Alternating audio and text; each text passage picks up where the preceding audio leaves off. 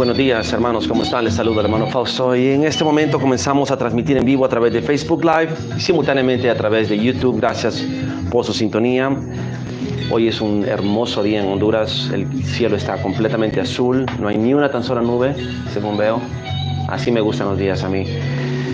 Y realmente que estoy muy agradecido con todos ustedes por su sintonía y por su apoyo y por estar siempre con nosotros en todo momento, escuchando los mensajes, tomándolos en su corazón, aprendiendo de ellos. Y yo solo voy a decir algo que siempre lo he dicho y lo voy a repetir hoy porque siento que es importante. Cuán dichosos son aquellos que tienen hambre de la palabra y encuentran un manantial de alimento espiritual como el que han encontrado aquí. Lo digo no por jactarme, sino porque yo he sido bien exigente y estricto en procurar que como mínimo 2 a 3 videos salgan al día. Si tú conoces ministerios que hagan ese tipo de trabajo tan arduamente, que te den 2 a 3 enseñanzas cada día, pues qué bueno. Protégelos, apóyalos y cuídalos. Porque lo más que yo he visto son una vez a la semana. O una vez cada 2 días. Ministerios. No estoy hablando de youtubers, no estoy hablando de personas que tienen sus programas, de sea cual sea el tema. Estoy hablando de ministerios. Porque escuchar la voz de Dios todos los días y hablar la palabra de Dios todos los días y llegar todos los días al entendimiento de las Escrituras para poderlas exponer y explicar, no es para cualquiera. Y yo sé que no estoy aquí en ningún momento en un carácter pretencioso, sino que en un carácter de humildad, de honra. Honra porque no entiendo a veces, no entiendo cómo es posible que exista tanta revelación. Y entiendo que existe esa revelación por la inescrutable profundidad de la sabiduría de Dios. Y eso yo lo entiendo. Dios es profundo, Dios es infinito. Pero que el hombre pueda escudriñar esas profundidades, eso es asombroso. El hombre con su mente limitada, carnal, que solamente puede ver las cosas según las apariencias, que sus 5 sentidos dominan su alma, su mente, sus decisiones, pero que aparte de que nosotros somos siervos de Dios, que escuchamos la voz de Dios, transmitimos el mensaje de Dios y que sea verificado y que sea confirmado en otras personas y que otros lo prediquen tal cual y que también lo repitan y que también estén ellos en el son de escudriñar las mismas verdades y tal vez con una óptica un poco distinta, pero es la misma verdad, quizás diferentes ángulos. Quizás para algunas personas ven una moneda dependiendo del ángulo. Si la ven de lado, solo ven una raya. Si la ven de otro lado, ven la cara. Y si miran de otro lado, ven la cola. Entonces no todos pueden ver el mismo objeto con la misma óptica, pero es el mismo objeto, es la misma verdad. Y es ahí donde se confunden muchos, porque algunos vemos una verdad de un ángulo que nadie más la ve, pero es la misma verdad que desde siempre se predicó, es la misma verdad que desde siempre se supo, y quizás nos acusarán de que estamos reinterpretando la Escritura, y no es así. Estamos dándole la interpretación más profunda a una Escritura que no fue interpretada a profundidad anteriormente, sino que anteriormente en superficie, nada más en la superficie pudieron ellos entenderla, pero llegamos nosotros y nos sumergimos en las insondables profundidades de las Escrituras y podemos encontrar tesoros escondidos. Porque claro está de que en el mar tú vas a ver peces en la superficie, hermosos peces, pero si vas más profundo encontrarás otros peces, y si vas más profundo todavía encontrarás otros diferentes tipos de peces adaptados para esa profundidad. Lo mismo sucede en las Escrituras. En el Espíritu, que es como el mar, que es como el agua, tú encontrarás profundidades y encontrarás tesoros en diferentes profundidades. La multiforme sabiduría de Dios que dice Efesios. para que la multiforme sabiduría de Dios, y multiforme significa de múltiples facetas, de múltiples formas, de múltiples caras, de múltiples manifestaciones, manifold, multiforme. Eso debería de darte a ti la pauta de saber que no importa cuánto tú creas que sabes, siempre va a haber más que saber. Y la arrogancia de algunos de creer que la Biblia se lee como un libro de ciencia, o que la Biblia se lee como un libro de escuela, un libro de texto, o que se lee como un libro de instrucciones. Esa arrogancia es de aquellos que nunca tuvieron el discernimiento del Espíritu, nunca tuvieron la revelación del Espíritu, nunca tuvieron la profundidad de la sabiduría y de la palabra de ciencia verdadera de Dios. Tristemente, los que se creen demasiado inteligentes, los que se creen sabios y entendidos en este mundo, terminan siendo necios en el reino de los cielos. Porque el hombre más sabio de este mundo no llega ni siquiera a ser necio para Dios. Y ahí es donde muchos sabios y entendidos nunca llegan a descubrir la profundidad de Cristo, la profundidad de su revelación de su palabra y la multiforme sabiduría de Dios. Y ahí es donde muchos batallan. Y yo lo he dicho, el problema que tú tienes, hermano, es que eres demasiado inteligente para tu propio bien. Lo digo. O como dicen en inglés, too smart for your own good. O sea, eres demasiado listo, demasiado inteligente, demasiado sabio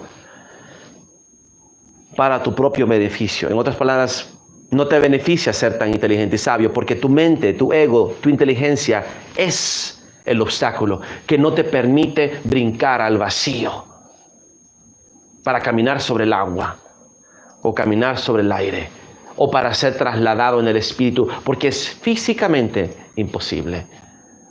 Porque es humanamente imposible. Y es ahí donde Dios se perfecciona en su majestad y en su gloria, haciendo que nosotros hagamos cosas que son humanamente imposibles por medio de su gracia, su espíritu y su poder. Así que los amo a todos ustedes. Y por eso, porque los amo, me he sentido comprometido con ustedes y he exigido que cada uno esté en sintonía con el Padre. Que cada persona que se siente en esta silla, en este lugar, en este momento, en este estudio, para grabar un video, se asegure que tiene palabra de Dios. Porque Dios no deja de hablar. Dios habla hoy y hablará mañana y seguirá hablándole a sus profetas. Como la misma palabra dice. Y lo vamos a leer para que veas. Que este es el versículo con que le doy en la boca. Dios, esta es la piedra en los dientes. Esta es la piedra en los dientes de los sabios y entendidos de este siglo. Amos.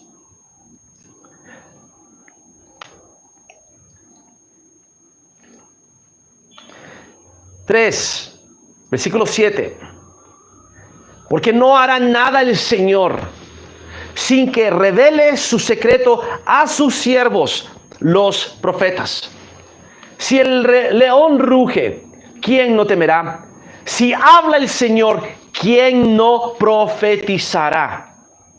Esa es la más importante parte de este versículo. Si el león ruge, y tú sabes que hay dos leones, el león de Judá, pero también el león rugiente, aquel que viene a devorar, y que anda buscando a quien devorar. Entonces siempre verás dos leones, la imagen de espejo el uno del otro. Pero el león de Judá, si el león ruge, ¿quién no temerá? Si habla el Señor, ¿quién no profetizará? O sea que Dios hablará por medio de su espíritu a través de sus siervos, los profetas. Sus siervos, sinónimo de los profetas. Todo aquel que dice ser siervo de Dios sirve a un Dios que obedece a ese Dios y es oveja de Cristo, y oveja de Cristo es sinónimo de siervo de Cristo, y siervo de Cristo es sinónimo de profeta de Cristo. Y entonces andan por ahí algunos que andan diciendo que uno es un falso profeta o que el otro es un falso profeta, cuando no entienden que el título profeta ya no existe en realidad. Porque ahora todos somos iguales, todos somos profetas, como dijo el mismo Moisés. Ojalá la congregación del Señor profetizare. Ojalá toda la congregación del Señor profetizare. En Números, cuando cae el Espíritu de Dios sobre los ancianos y empiezan a profetizar, Eldad y Meldad comienzan a hablar profecía. Y esos libros están por algún lado, en los apócrifos, las profecías de Eldad y Meldad. Y entonces los jóvenes que estaban siempre con Moisés a su lado defendiéndolo, sus asistentes, si los quiere llamar así, le dijeron: Moisés, mi señor, Eldad y Meldad profetizan. Busquémoslo para que veas.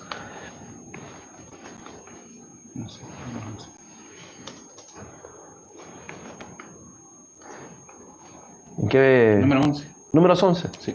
¿Qué versículo? 20. 25. Es en el evento de las codornices, ¿no?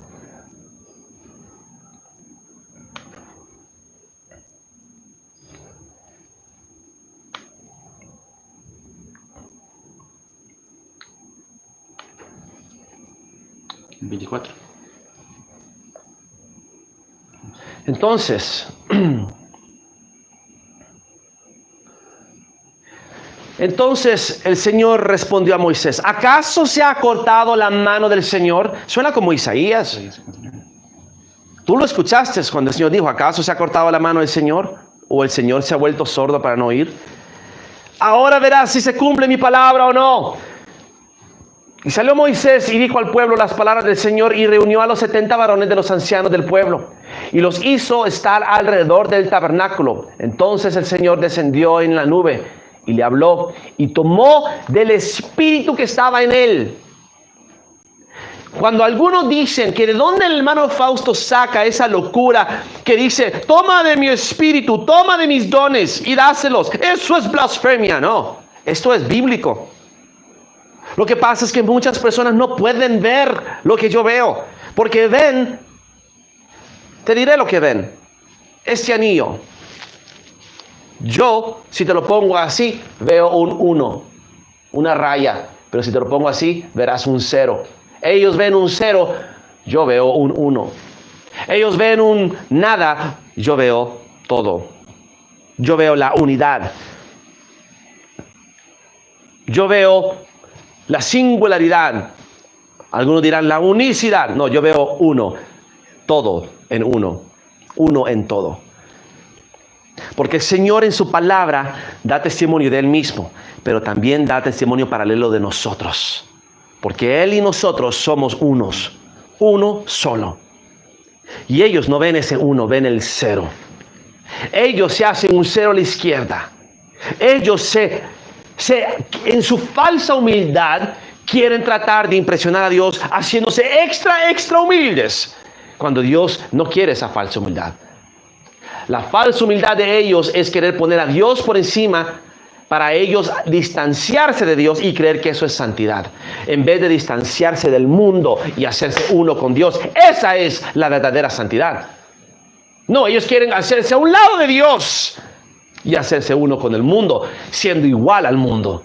Inútiles, sin efecto, sin poder, sin autoridad, sin unción, sin identidad, sin propósito, sin llamado, sin destino, sin nada. O sea, un 0. Cuando yo veo un 1, soy uno con Él. Y por eso Él se llama el Yo Soy.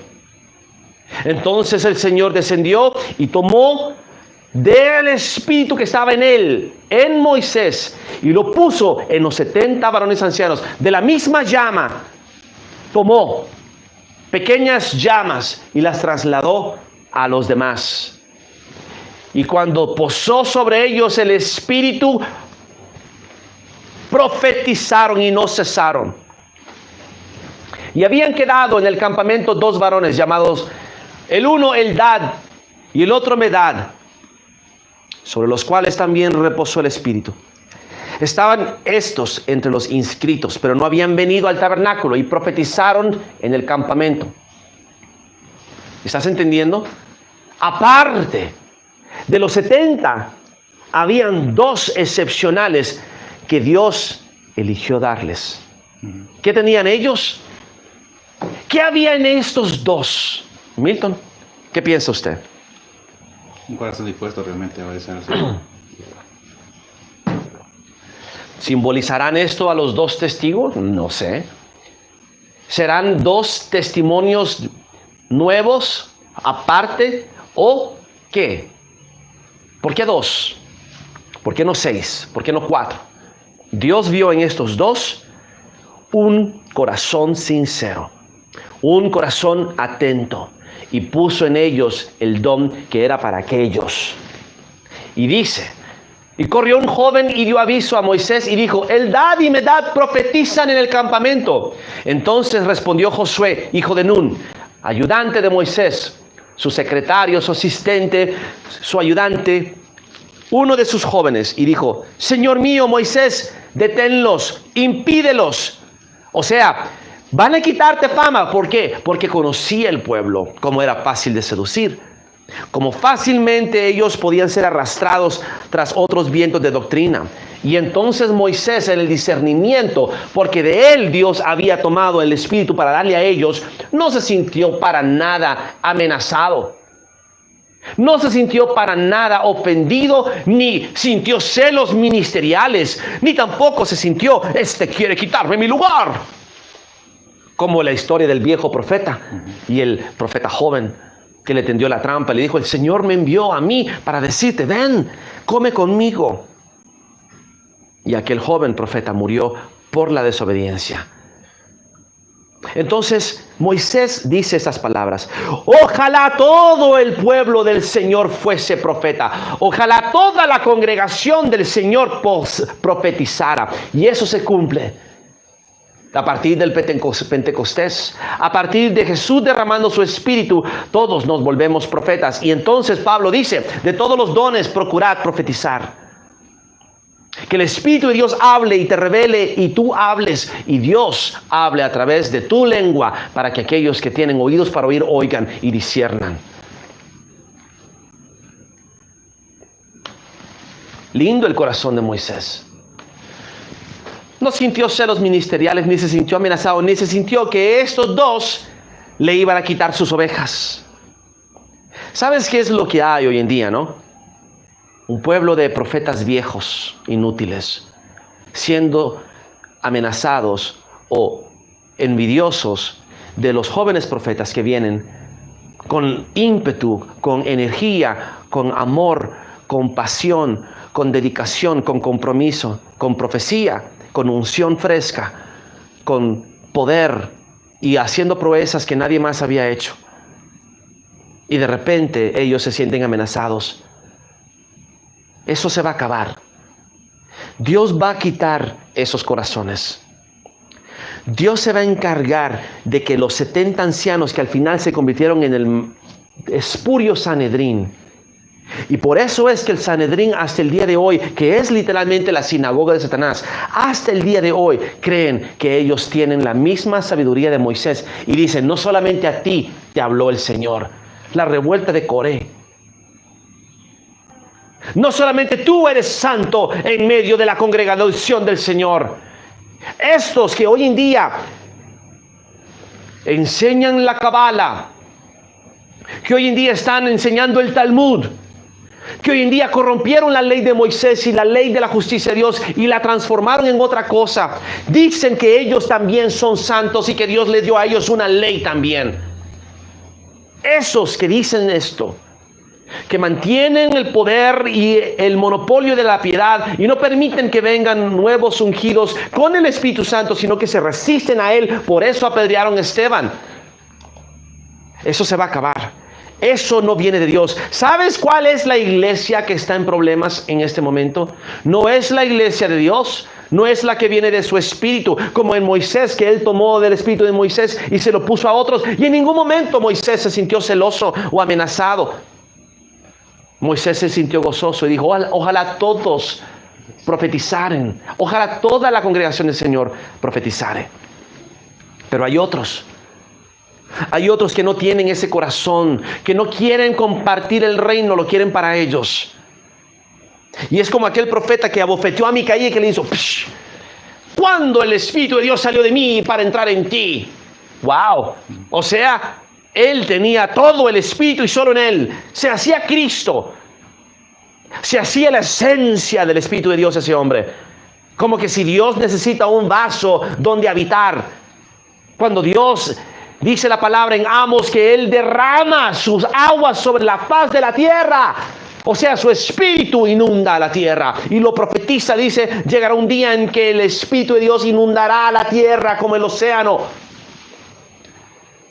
Pero estos necios creen que solo ellos pueden profetizar y que solo ellos tienen el Espíritu de Dios y los demás no. Limitan a Dios y lo encajonan. Vamos a llevarte a entender muchas cosas hoy. Que el Espíritu de Dios te hable y te diga: ¿dónde estás tú parado? Porque Moisés no tuvo celos ministeriales cuando Eldad y Medad profetizaron. Y él mostró su corazón y dijo: ay, ojalá todos profetizaran. Ojalá todos fueran profetas como yo.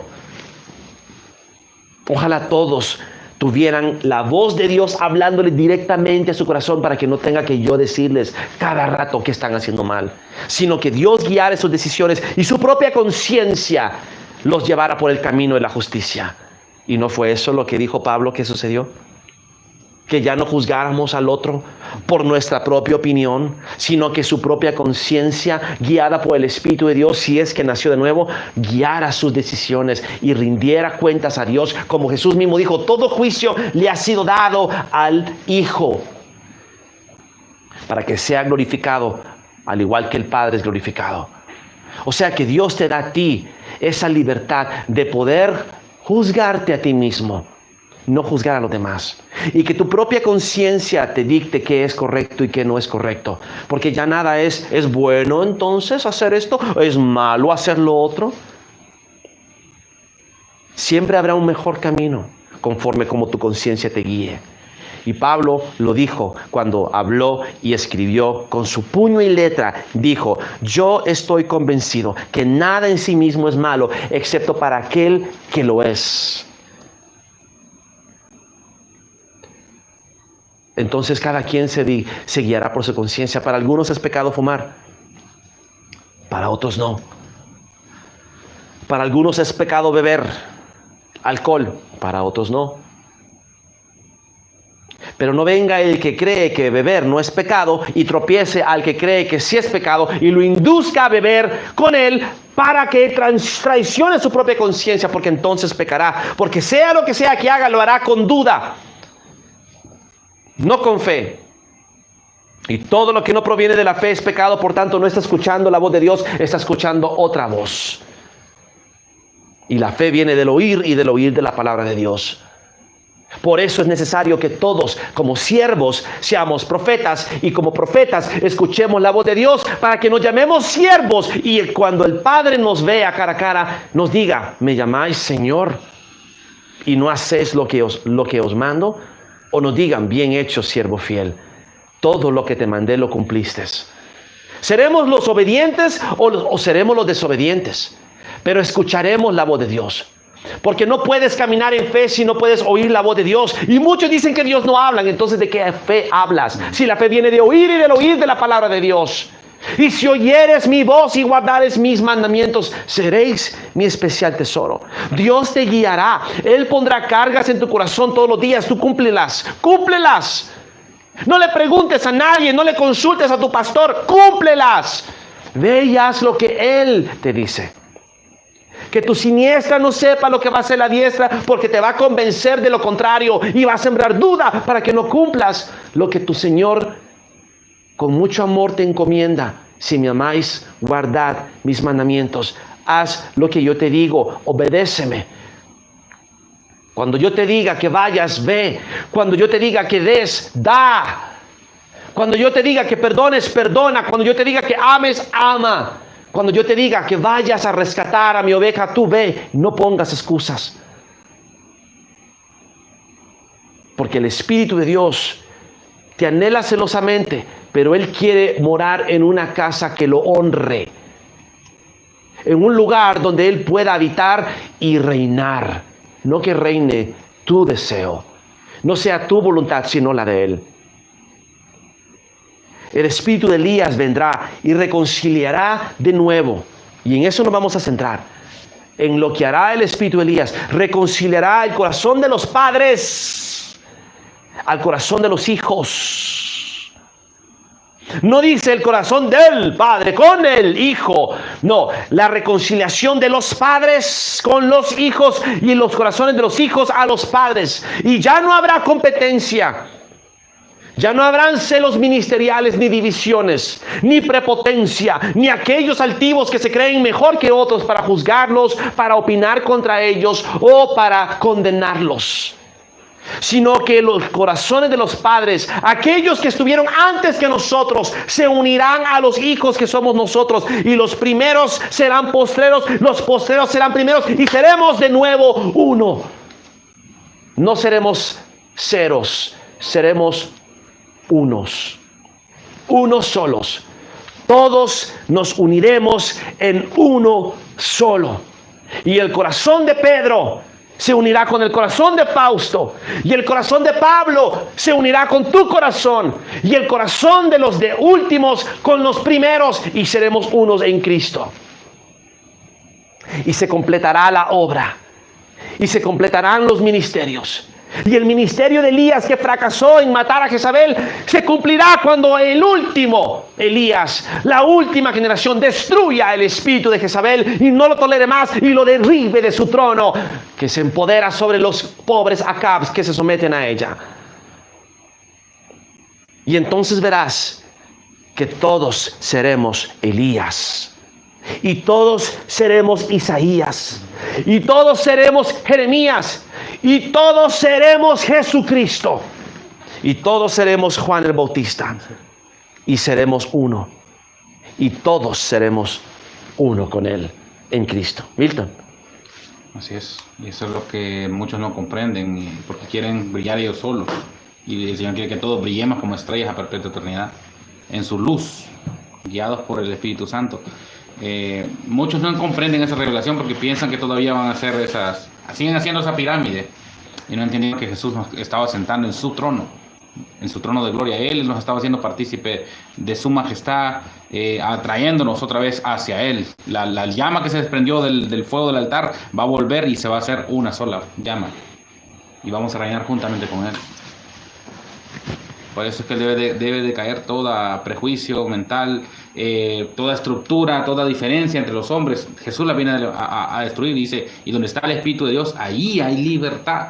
Y entonces el Espíritu que está en cada persona, según el grado de fe que tiene cada quien, se hace libre. Unos se condenan a otros mismos y condenan a otros lastimosamente, pero otros son libres. Y no prefieren condenar a otros. Y al condenar a otros se condenan ellos mismos, porque están condenándose ellos en esa unidad. Lo que tú haces con los demás, te lo haces a ti. Bendícelos para que te bendigas a ti. No los condenes para que no te condenes a ti. Santifícalos. ¿Sabes qué? Yo sé que a veces es difícil entender esto, el gran misterio. Van a haber hombres que la palabra misma dice, pero el fornicario y el adúltero lo juzgará el Señor. Está condenando. ¿Y qué es lo que tú interpretas de eso? Ay, porque bien, Dios me va a hacer justicia, dice la mujer a la cual le fue infiel su esposo. No, la justicia de Dios es otra. La justicia de Dios es que tú, mereciendo la muerte, la condenación perpetua por el pecado que traías desde que naciste, Jesús decidió pagar tu deuda con su sangre. Sin merecerlo, siendo inocente, murió y cumplió tu condena. Esa es la justicia de Dios. Jesús es la justicia de Dios. No para condenarte, sino para salvarte, para sanarte. El propósito de Cristo Jesús es reconciliar a Dios con los hombres. Es traer de vuelta el camino que se había roto. Levantar a un pueblo que no era pueblo y hacerlo pueblo. Adoptar a los que no eran hijos y hacerlos hijos. Y aquellos que no eran salvos, salvarlos. Esta es mi salvación. Yo tendré misericordia de quien yo quiera. Y yo me apiadaré de quien yo quiera. Ve y díselos. Dios quiere salvarte a ti. Dios quiere darte a ti vida nueva. Y no quiere tomar en cuenta tu pecado. ¿Quién eres tú para tomar en cuenta el pecado de otros? Si tú tienes ese corazón, tienes el corazón de los fariseos.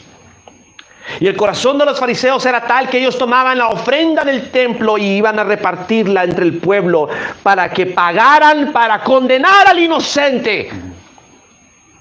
Y el corazón de Cristo es que Él pagó el precio de la deuda de los que eran culpables, Él siendo inocente, para salvar a los culpables.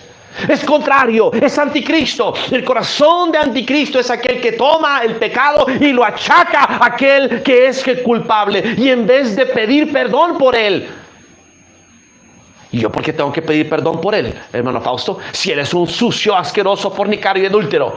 Porque lo que tú no entiendes es que una gota de la sangre de Cristo bastó para salvar a la humanidad. Y Cristo derramó cada gota. No se debe desperdiciar ese precio. Y tú no eres quien para achacar culpa al inocente. Y eso fue lo que Jesús le dijo. Si vosotros entendierais lo que quiere decir esta escritura, misericordia quiero, no sacrificio, no condenaríais al inocente. ¿Y por qué Jesús llamó condenaríais al inocente? Porque todos seríamos inocentes a partir de su sacrificio. Porque Él, siendo inocente, tomó la culpa de los culpables para hacerlos a ellos inocentes. Hubo un intercambio. Cristo vino desde el otro lado de la imagen de espejo y se puso de este lado y nos trasplantó al otro lado. Y juntamente con Cristo estamos ahora sentados en lugares celestiales. Y nada puede tocarnos en ese reino celestial.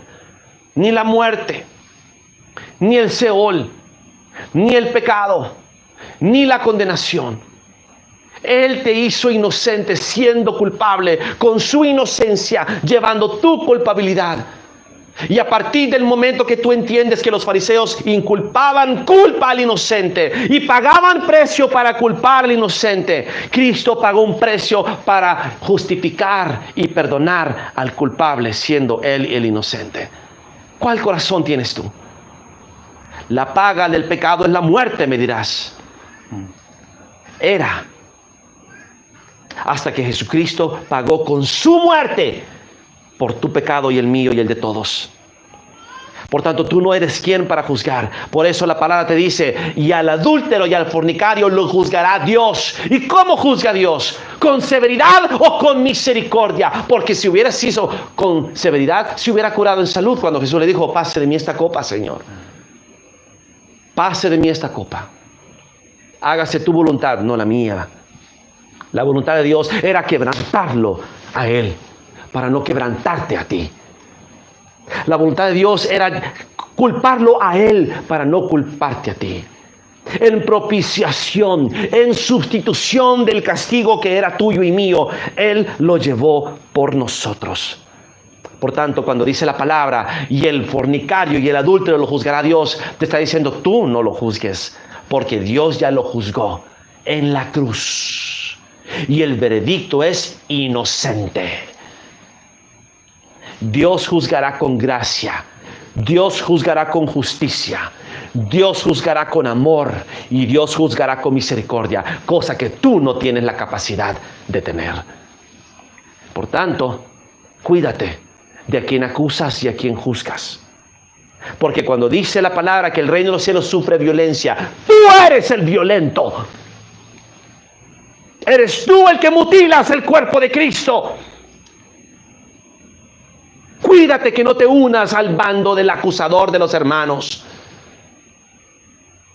Porque tú eres lo que haces y lo que decides, guía y manifiesta tu testimonio de quién eres. Porque cumples tu función. Yo antes de condenar, procuraré justificar. Y cuando haya un pecador que no merece ser perdonado, lo perdonaré como yo no merecía ser perdonado. Y cuando haya un pecador que está sufriendo por su pecado, yo no le diré, Señor, tú eres el que tienes que dar justicia. Júzgalo tú. No, yo diré, Padre, perdónalo. Él no sabe lo que hace. Él no sabía. Te pido perdón por su pecado. ¿Podemos pedir perdón por los pecados de otros, Milton? Sí.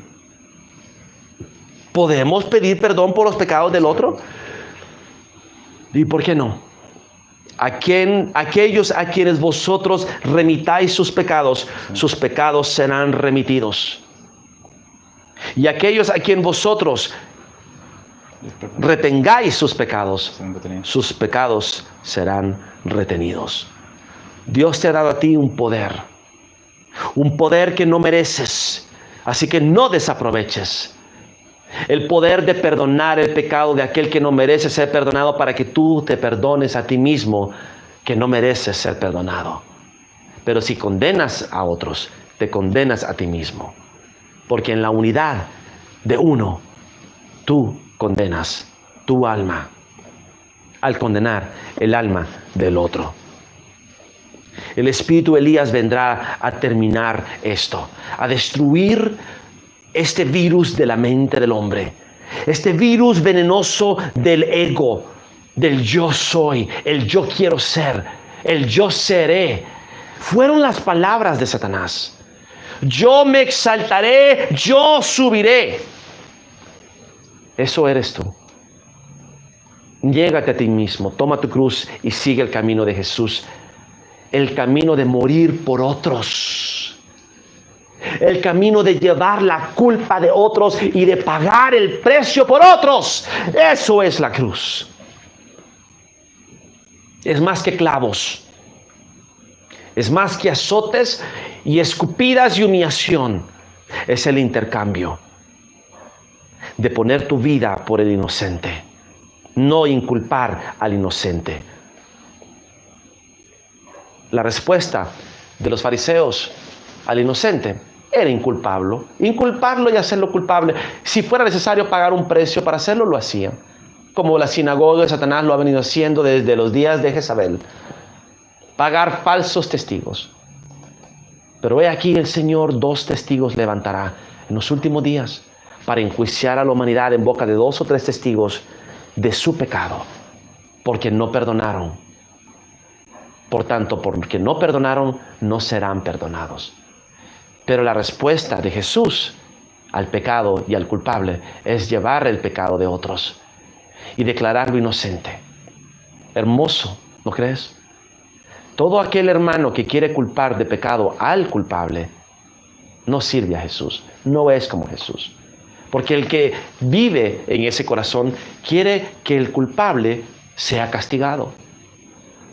Quiere que el culpable tenga su merecido.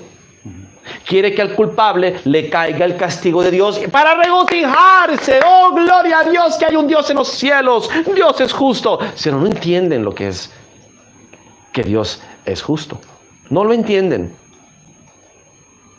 Porque la respuesta de aquel que tiene el corazón de Cristo es: yo pagaré por el pecado de él. Yo lo perdono. Señor, pon sobre mí la culpa de ese pecado. Yo la llevaré por él.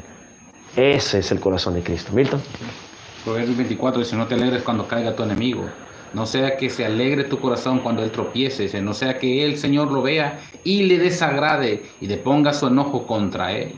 Y entonces muchos van a llorar ahí cuando miren al enemigo, aquel que ellos pensaban que se iba a arder en el lago de fuego, y el Señor lo esté perdonando. Sí, porque en realidad es simple. La respuesta del hombre, de un corazón imperfecto, la respuesta de un corazón que no ha sido transformado en Cristo, es simplemente dar retribución, castigo, venganza. Por eso Padre dice: no toméis venganza. Mí es la venganza, yo pagaré. Entonces, el corazón que no ha sido transformado en Cristo, el imperfecto, el corazón humano, busca dar retribución, castigo al ofensor, al agresor, tomar venganza, pagar de vuelta la ofensa. ¿Y qué dice la palabra? Pasad por alto la ofensa. Entonces, Jesús es la respuesta de Dios a nuestras ofensas. Jesús es la respuesta de Dios a la culpa de la humanidad. Con eso te lo estoy diciendo todo. Él paga y perdona Él no castiga ni condena. Él mismo lo dijo, yo no he venido a condenar al hombre, sino a salvarlo. Yo no juzgo a nadie. Vosotros juzgáis por las apariencias. O sea, los hombres culpan con cualquier indicio, con cualquier pretexto. Juzgan y juzgan y juzgan. Nunca escuchan el Espíritu. Solo escuchan sus corazones y sus emociones y sus ambiciones personales y sus deseos carnales y sus concupiscencias y su ego y su orgullo y su altivez y su soberbia y su envidia y sus celos ministeriales. Iras, contiendas, maldiciones, competencias, divisiones, disensiones, en fin. Si erróneamente, si en nuestra necedad cometemos el error de creer que la justicia de Dios es castigo, entonces no entendemos la justicia de Dios, porque la justicia de Dios es restauración, restitución, es rescate, es redención. Y ahí es donde nosotros no podemos seguir partiendo a Cristo en pedazos. Este pedacito me conviene ahora, lo voy a predicar. Este otro prediquito, este escóndelo, esto que no lo sepan. No, esto no. Esto no sirve para ahora. Esto va a servir cuando yo lo necesite. Sí. Entonces, miren, aquí está, ¿ve? Esto estaba aquí, un tesorito escondido. No lo quería predicar en aquel entonces porque no me convenía, pero ahorita sí me conviene. Aquí está. Entonces, somos hipócritas, de doble ánimo.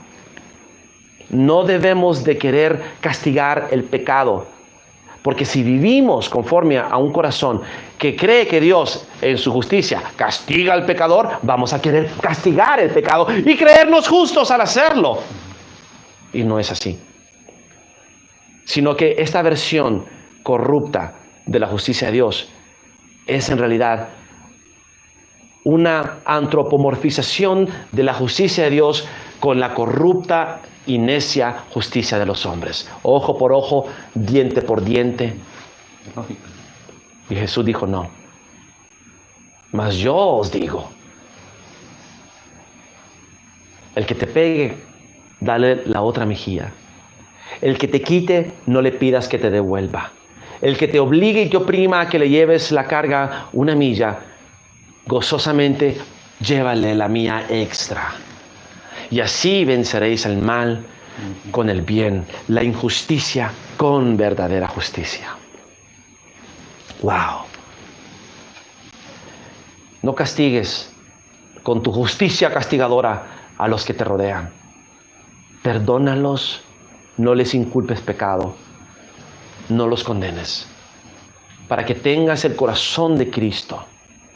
Y trata siempre de no atormentar a nadie por su pasado, ni de reescarbarle y volverle a recordar los errores que cometió. Tú no puedes enjuiciar a nadie, porque así como enjuicias hoy a tu agresor, a tu ofensor, a tu transgresor, eso solo te garantiza que serás enjuiciado igual en el día de tu juicio. Milton. Así es. Dice el pastor de Hermas, bienaventurados todos los que obran justicia, dice, nunca serán destruidos. Pero tú dirás al Señor, he aquí viene tribulación sobre ti, si tú crees apropiadamente negarte por segunda vez. El Señor está cerca de todos los que se vuelven a Él, como está escrito en Elad y Medad, que profetizaron al pueblo en el desierto, dice. Bienaventurados todos los que obran justicia, nunca serán destruidos. Bueno, Dios te habló hoy. ¿Dices que Dios ya no habla? Yo te digo hoy, Dios habló hoy. Puede ser que haya sido a través de mis palabras, o puede ser que haya sido solo una confirmación de algo que ya Dios te venía poniendo en tu corazón. No siempre vas a poder ver la profundidad estando metido dentro de esa profundidad. A veces tienes que estar afuera para que en la perspectiva puedas palpar la profundidad verdadera. A veces estamos adentro, a veces estamos afuera. Pero sí necesitas entender que ambas ópticas reconciliadas, los dos opuestos, te darán la sabiduría de Dios. Y podrás entender muchas cosas. Y entenderás en un momento cuando estás afuera para que puedas aplicar la sabiduría que adquiriste en el momento que estés adentro. Y ya no te guíe en tu percepción de estando adentro para tomar decisiones torpes, sino que la sabiduría de que adquiriste que estando afuera te guíe cuando llegues a estar adentro y viceversa. Adquiere sabiduría para que reine tus decisiones, para que cuando sea el momento de decidir no te guíes por lo que siente tu corazón, sino que lo hagas conforme a la sabiduría de Dios, conforme al conocimiento de la verdad y la plenitud de la ciencia y del entendimiento del Espíritu en Cristo Jesús. Nadie puede ser tan sabio como Cristo.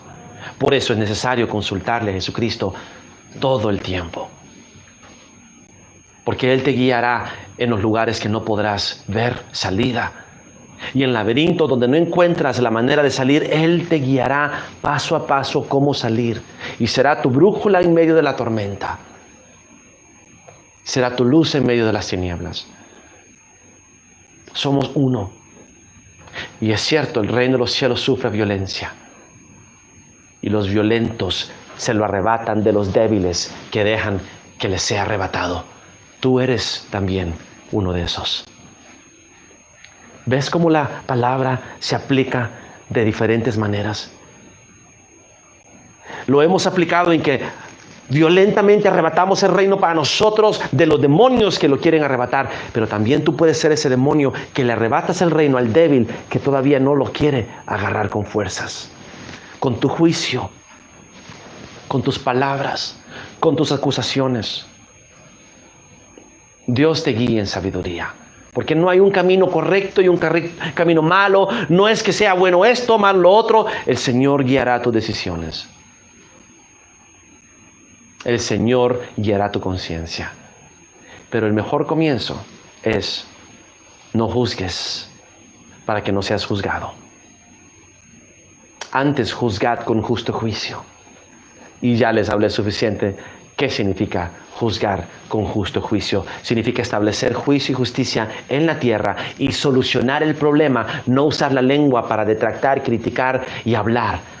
Más que a solo hablar, arregla el problema, soluciónalo, restaura, restituye como verdadero juez.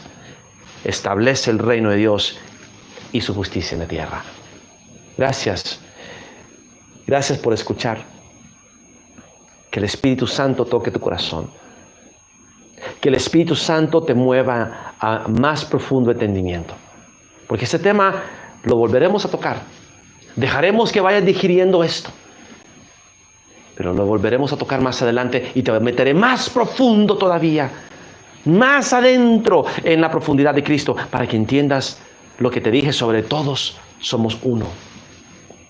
Y entenderás cómo se cumple el propósito de Dios, cómo la magnífica promesa de Dios se cumple en nosotros, en los que entendemos quién somos en Cristo. Milton, nos vamos. Así es, hermanos, el mundo entero, toda la creación está sometida a este siglo, pero ella gime a una para la manifestación gloriosa de los hijos de Dios. Y el Señor quiere que tú seas parte de esa manifestación. Él derramó su sangre para que todos fuésemos limpiados, todos fuésemos limpios, todos fuésemos inocentes. La pregunta es: ¿qué vas a hacer tú? ¿Vas a condenar o vas a absolver? ¿Vas a perdonar? ¿Vas a quitar el rencor de tu alma? ¿Vas a quitar el dedo acusador, como dice Isaías 58, y dejarás de hablar vanidad, para que las tinieblas mismas que están dentro de ti vengan a ser luz, y la luz resplandezca desde adentro de ti y seas convertido desde adentro hacia afuera? Conócete a ti mismo para que conozcas todas las cosas. Cuando entiendas quién eres, entenderás quiénes son ellos, quiénes somos. Esta revelación es profunda. Pudiera seguir, pero creo que es mejor que veas este video otra vez. Míralo 2 o 3 veces. Este video en específico, compártelo. míralo hoy. Descansa un par de días y míralo de nuevo. Y pídele en oración al Padre y en ayuno que te muestre más profundo. Y velo una tercera vez como mínimo. Y vas a entender lo que hablaré la próxima vez cuando toquemos este tema. Porque es bellísima revelación. Entenderás más todavía el amor de Dios y lo que Él hace por nosotros. Busca la manera de que Dios te abra el entendimiento, te quite esa corona de espinas, mate ese virus de la humanidad que habita en tus venas, que no te deja ver quién realmente eres. El virus humano, del entendimiento humano, que corrompe tu mente, que no te permite tener una mente renovada en Cristo. Renovada. Escucha esa palabra, renovada. ¿Qué significa renovar algo? Restaurar a su estado original de gloria y de belleza. O sea que tu mente no es esta actualmente, la mente verdadera. La mente renovada es aquella que se restaura la gloria primera, que será mayor todavía. Esta gloria postrera, mayor que la primera. Tu mente tiene que ser renovada para que tu ser sea renovado y tu espíritu sea renovado a la gloria en la cual estuvimos antes. Renovación, restauración, restitución. Gracias, hermanos. Los amo. Les deseo lo mejor. Nos veremos pronto, así que tengan un buen día y sean todos bendecidos en el nombre de Jesús. Hasta luego.